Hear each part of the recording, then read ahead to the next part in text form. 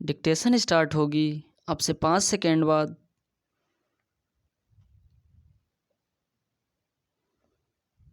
Start.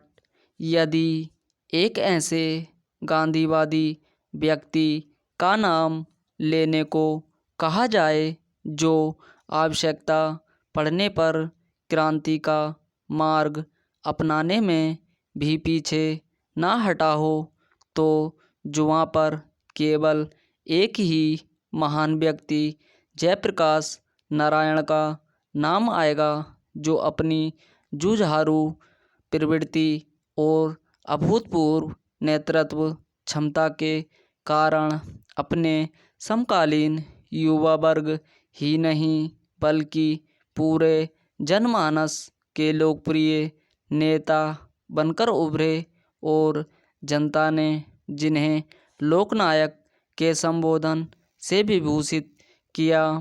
लोकनायक जयप्रकाश नारायण का जन्म बिहार प्रांत में छपरा जिले के सिताबदियारा नामक गांव में 11 अक्टूबर 1902 को हुआ था। उनके पिता का नाम श्री हरसु दयाल तथा माता का नाम श्रीमती फूलरानी देवी था। उनकी माता एक धर्मपरायण महिला थीं।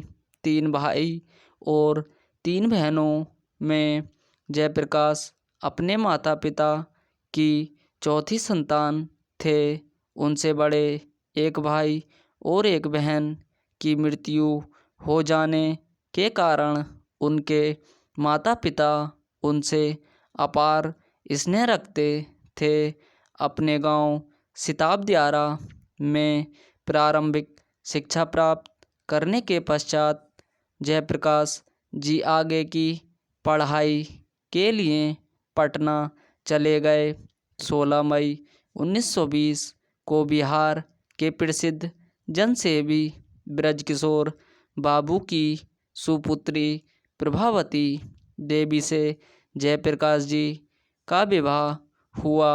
वर्ष 1921 में गांधी जी के असहयोग आंदोलन में सक्रिय भाग लेने के लिए वे सरकारी कॉलेज की पढ़ाई छोड़कर राजेंद्र प्रसाद के नेतृत्व में चल रहे बिहार विद्यापीठ में चले गए। वहीं से उन्होंने इंटरमीडिएट की परीक्षा उत्तीर्ण की।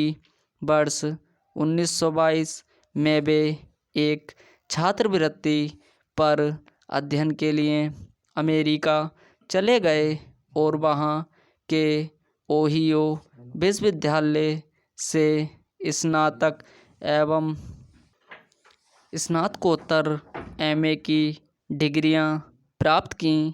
अमेरिका में उन्होंने विषम परिस्थितियों का सामना किया तथा होटलों में काम किया और दवाइयाँ बेचीं। इसके बाद उन्होंने पीएचडी में प्रवेश लिया, पर मां की बीमारी के कारण वर्ष 1929 में वापस स्वदेश लौट आने के कारण वे इसे पूरा नहीं कर सके।